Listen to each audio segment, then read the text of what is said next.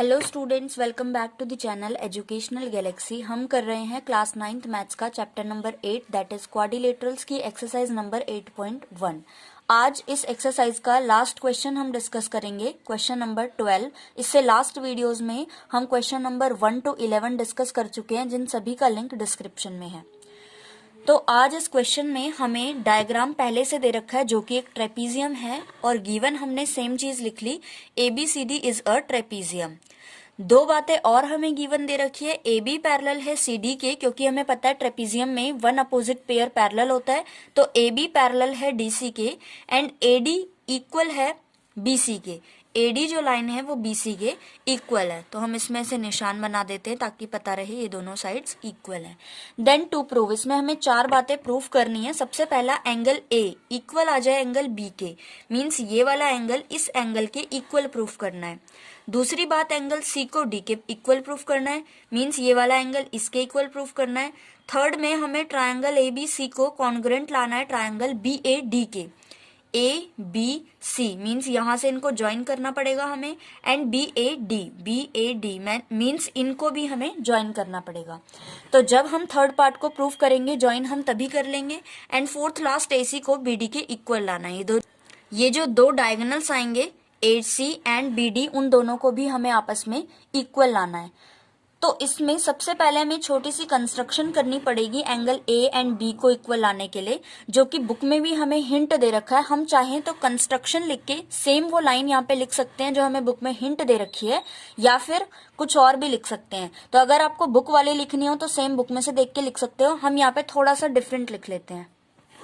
हमने क्या करना है, AB लाइन को थोड़ा सा एक्सटेंड करके एक पॉइंट तक ले जाना है, और सेम C से हमें एक ऐसे लाइन ड्रॉ करनी है जो कि AD के पैरेलल हो और जो मीट करे किसी पॉइंट पे, और उस पॉइंट का नाम हम कुछ भी दे सकते हैं। हमें बुक में कहा है E दे सकते हो, तो चलो हम E दे लेते हैं। यहाँ पे इसको नाम ब्लू पेन से इसलिए लिखा है ताकि हमें डिफरेंट दिख जाए।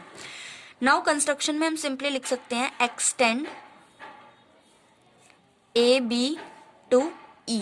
हमें AB को E तक एक्सटेंड करना है, and draw CE parallel to AD। Simply ये हम कंस्ट्रक्शन में लिख सकते हैं। ये चाहे तो जो बुक में दिया है वो भी लिख सकते हैं। नाउ प्रूफ करना हमने स्टार्ट करना है, उससे पहले एक काम और कर लेते हैं। हमें इन दोनों एंगल्स का काम पड़ने वाला है, इसलिए हम इनको 1 and 2 लिख लेते हैं, क्योंकि बार बार हम CBE BEC बोलेंगे लिखेंगे तो वो ज्यादा कॉम्प्लिकेटेड बन जाएगा, इसलिए सीधा हम 1 and 2 नाम दे देते हैं। नाउ प्रूफ करना हम स्टार्ट करते हैं।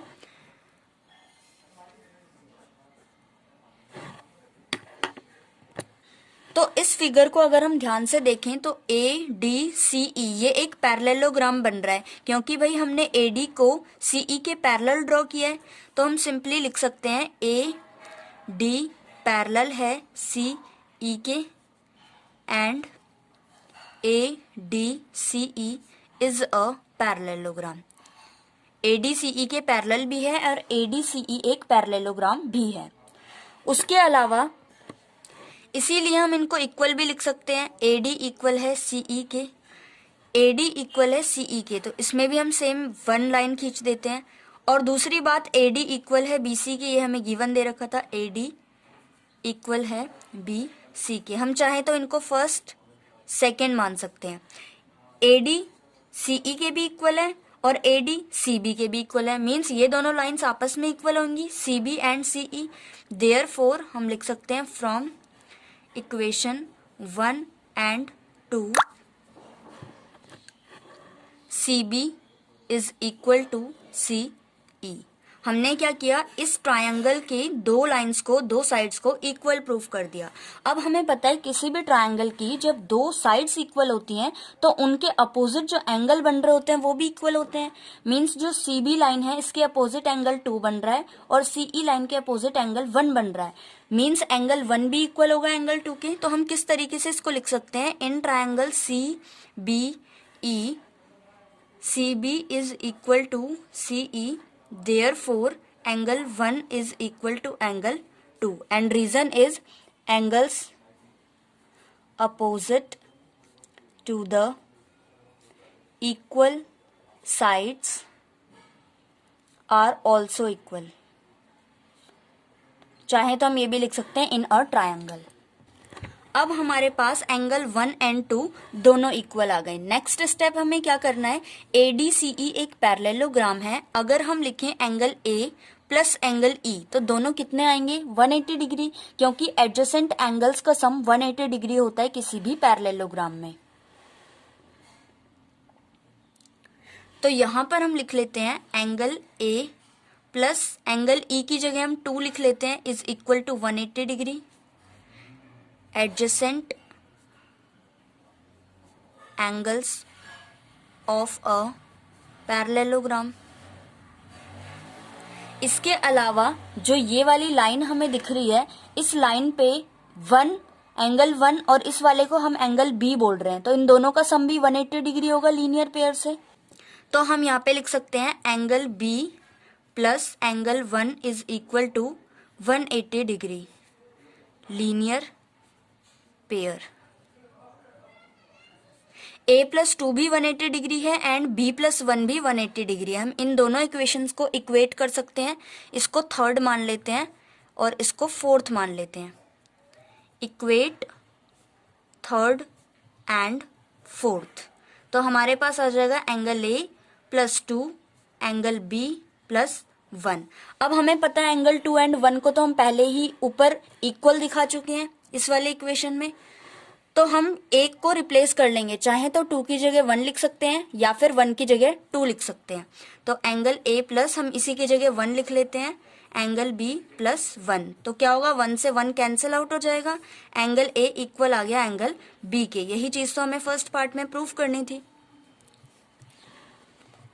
तो फर्स्ट पार्ट हमारा पूरा प्रूफ हो गया। नाउ सेकेंड पार्ट में हमें क्या प्रूफ करना है। इस फिगर में जो हमें दिख रहा है एंगल C, यानी कि हम पहले तो A और B को इक्वल प्रूफ कर चुके हैं। अब हमें C वाले को D वाले के इक्वल प्रूफ करना है। नाउ स्टूडेंट्स, हमें एक बात पता है, AB पैरेलल है CD के, AD भी ट्रांसवर्सल है एंड BC भी ट्रांसवर्सल है। It means angle A plus D 180 degree होगा और सेम इस तरफ भी angle B plus C 180 degree होगा। इसी चीज से हम प्रूफ करना स्टार्ट करेंगे। Angle A plus angle D is equal to 180 degree and reason हम डाल सकते हैं angles on the same side of the transversal.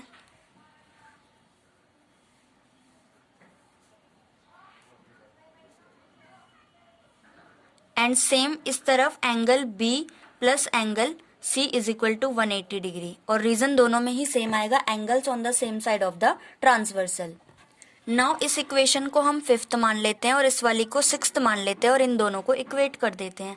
Equate equation fifth and sixth, तो क्या होगा, angle A plus angle D equal आ जाएगा angle B plus angle C के। हम A और B दोनों को ही पहले ही ऊपर इक्वल कर चुके हैं, तो हम एंगल A की जगह A ही रख लेते हैं, D की जगह D और B को रिप्लेस कर देंगे एंगल A से।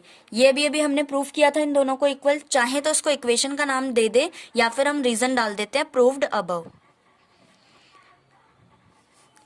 और angle C same. Now A से A कैंसिल आउट हो जाएगा, एंगल C इक्वल आ गया एंगल D के। यही हमें प्रूफ करना था सेकेंड पार्ट में।